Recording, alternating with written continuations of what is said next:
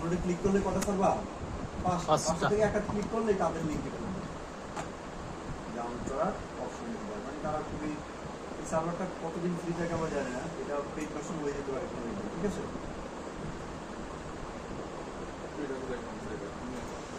মানে একদম ম্যান্ডেটরি করছে নাকি আমরা ডোনেশন প্রমোশন এখন কি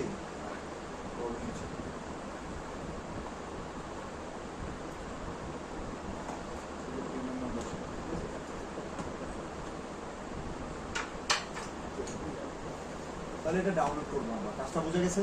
তাহলে আমাদের 3টা স্টেপ আসছে মাত্র। আমরা 1 নম্বর স্টেপ ছিল ওডিন ডাউনলোড করা, 2 নম্বর স্টেপ ছিল ফোনকে ডাউনলোড করে আনা, 3 নম্বর স্টেপ ছিল কি ফাইল ডাউনলোড করা। কারণ ফাইলটা আমরা ধরেন ডাউনলোড করছি, যার উদাহরণ হিসেবে আমি একটা ফাইল এখানে আমার এই কম্পিউটারে নিশ্চয়ই আছে, ওখান থেকে একটা ফাইল আমরা ফাইলগুলো কেমন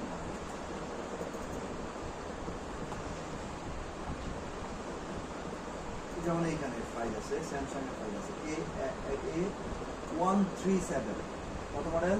137 A137। এটা একটা জিপ ফাইল, মানে একটা ফাইলের ভিতরে যখন কয়েকটা ফাইল থাকে তখন তাকে জিপ করে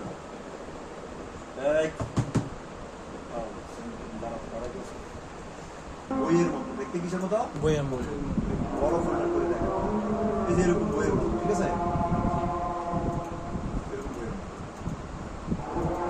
এটা কেন করা? বেল টেল দিয়ে বাইন্দা রাখছে দেখা যাচ্ছে নাকি? এই যে বেল্টের মতো না, কোমরে বেল্ট লাগে, এরকম বেল্টের মতো বাইন্দা রাখছে। এটার কারণ এটা খুব চমৎকার 2টা কারণ আছে। 1 নম্বর কারণ ধরেন একটা ফাইল 20 GB, এই প্রোগ্রামটা দিয়ে এর ভিতরে ঢুকানো হয়, এটা 10 GB হয়ে যেতে পারে, 12 GB হয়ে যেতে পারে ফাইলটা, কিন্তু ফাইলটা কিন্তু 20 GB। এটার কারণে দেখাবো কত GB? 10 GB। তাইলে জিপ করে রাখলে ফাইল আপনার মেমোরি সাশ্রয়, কথা বুঝছেন তো? সার্ভারে যখন কোনো জিনিসকে আপলোড করে, এটা কি সে টাকা দিয়ে জায়গাটা কিনতে না? টাকা দিয়ে কিনতে, তাইলে আপলোড করতে তার জায়গা কম লাগে। আবার আমাদের ডাউনলোড করতে আরো সহজ হয়, 20 GB ডাউনলোড করতে যতক্ষণ লাগবে আর 12 GB ডাউনলোড করতে কম লাগবে। তাহলে জিপ করার কারণে ফাইলটা কি হয়ে যায়? কম্প্রেস হয়ে ছোট হয়, স্পেসটাকে কি করে কম ইউজ করে। এটা একটা ইউনিক একটা চমৎকার ব্যাপার, আমরা কল্পনা করতে পারি না এটা কিভাবে সম্ভব, কিন্তু সম্ভব।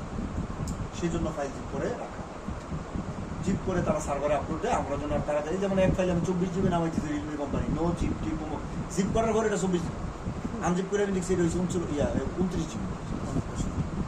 এক ফোন রিয়েলমি ফোনের যদি 29 GB সফটওয়্যার দেওয়া, সফটওয়্যারটা লাগে, তখন বলেন তো একটা সফটওয়্যার নামাইতে 40 MBPS, মানে দিয়ে আমি নামাইতেছি প্রায় 1.5 ঘন্টা 10-15 MB ছিল, কি অবস্থা?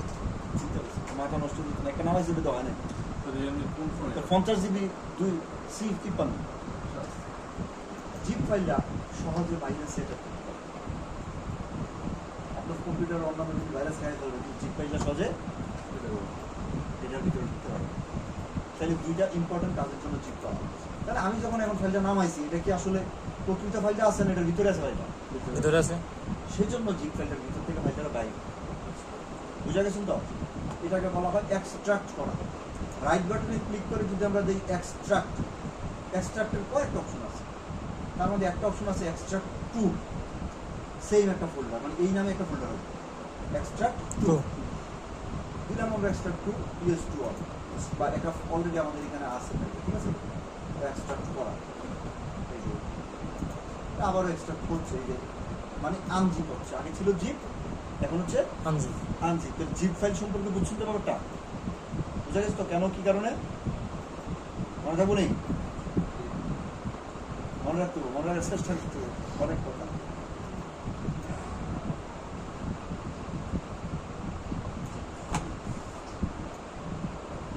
এই এক্সট্রাগুলো মোবাইলের সফটওয়্যারের ক্ষেত্রেও করা হয়। বঙ্গবন্ধু দিতে চাই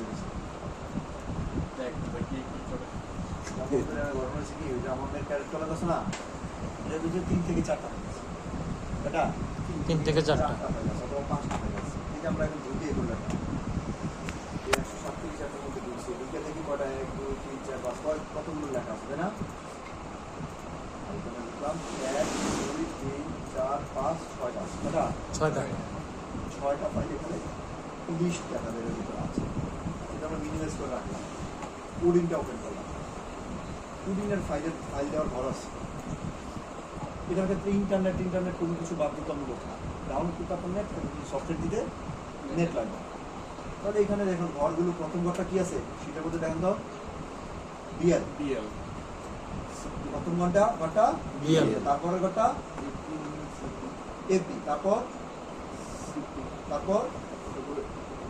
সিএসসি তারপর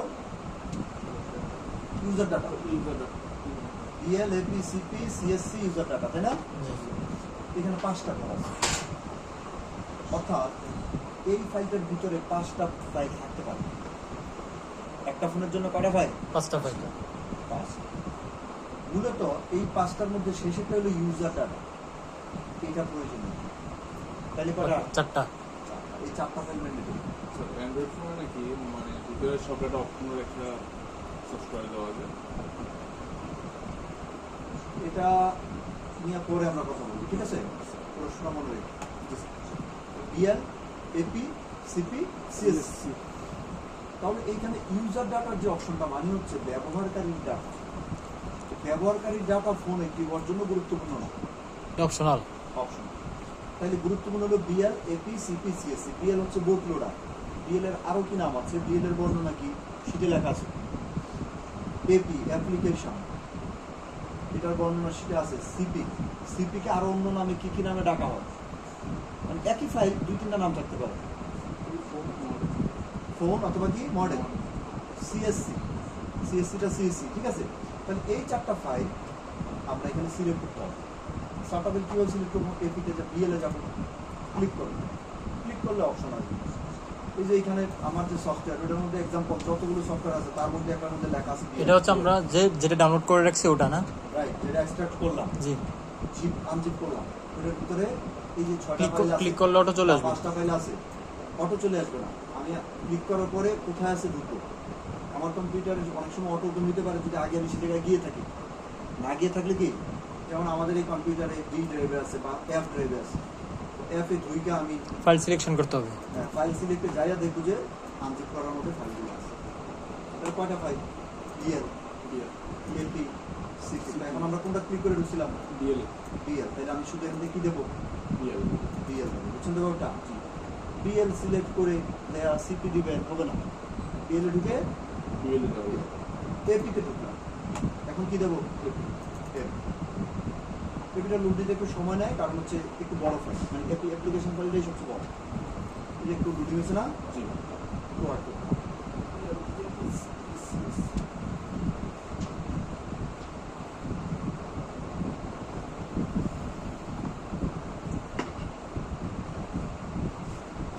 কাজটা একটু সহজ জাস্ট একটা ফাইল সিলেক্ট করা মানে আমরা এখন 4 নম্বর স্টেপে আছি ফাইল সিলেক্ট করা সিলেক্ট করা মানে শেষ এখন স্টার্ট দিলেই সফটওয়্যার শুরু হবে